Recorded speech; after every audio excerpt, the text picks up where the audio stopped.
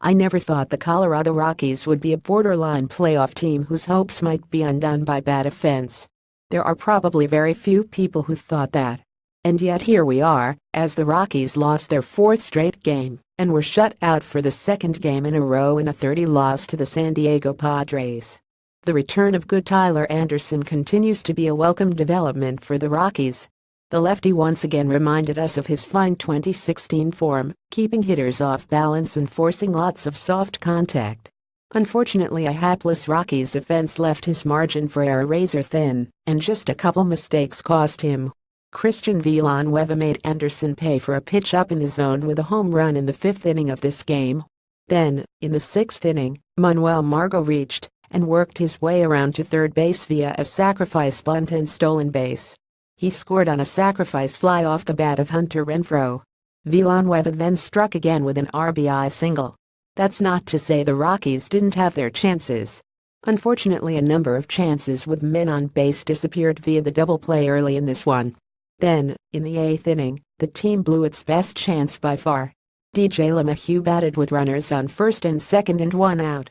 He grinded through a 12-pitch at-bat against reliever Kirby Yates, and as it happened it felt like a defining moment in the game.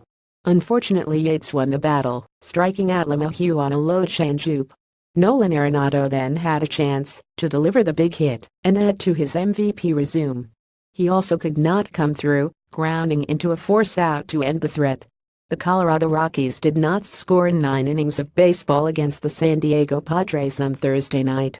That lame effort followed a game in which they scored 0 runs in 9 innings of baseball against the San Francisco Giants. It's amazing to think about it, but the following statement is true: the Rockies are in a playoff race, and they have very good pitching, and they still might not make it. It's hard to stomach a result like this. For the Rockies to get the start they did from Anderson should have been more than enough. They just needed a mediocre offensive output, a below-average one even, to take a lead and make it stand up. To go quietly, because your offense was a disaster, is especially unpleasant, especially for this franchise. Unfortunately, that has happened a lot this season. Here's the good news. The Milwaukee Brewers, who entered the night one game back of the Rockies for the second wild card spot, gagged up another late lead. They gave up a tying run in the ninth inning and then lost to the Chicago Cubs by a final score of 53. Sad let's be darned, the Rockies remain one game up and in control of a playoff spot.